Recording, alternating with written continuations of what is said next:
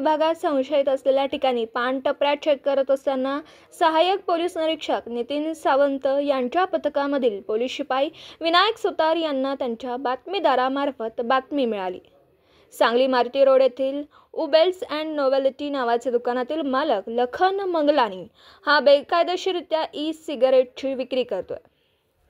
नमूद बातमीप्रमाणे पथक सांगली मारुती रोड येथील उबेल्स अँड नोवेल्टी नावाच्या दुकानात जाऊन दुकानामधील काउंटरवरील इसमास त्याचं नावगाव विचारलं। त्याने त्याचं नाव लखन चंद्रकांत मंगलानी, वय वर्ष 35, राहणार लोंढे कॉलनी, मिरज असं सांगितलं।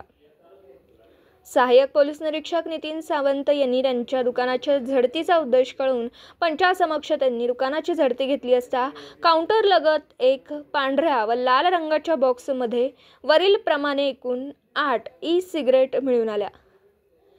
त्याने सदरचा माल कोठून आणला याबाबत विचारणा केली असता त्याने सदरचा माल योटो एक्सप्लोरर कंपनीच्या वेबसाईटवरून कॅश ऑन डिलिव्हरी पद्धतीने मागवली असल्याचं सांगितलं।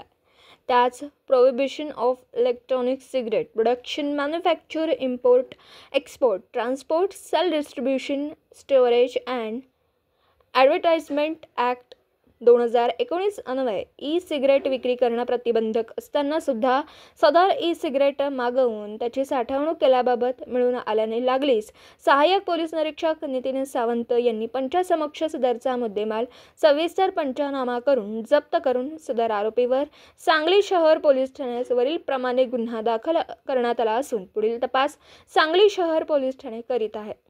विशेष पथकाकडून सांगली व मिरज शहरातील संशयित पानटपऱ्यांची तपासणी करण्यात आली आहे। तरी यापुढे देखील विशेष पथकामार्फत सांगली जिल्ह्यात संशयित पानटपऱ्या चेक करून संशयित मुद्देमाल मिळून आल्यास त्यांच्यावर कायदेशीर कारवाई करीत आहे।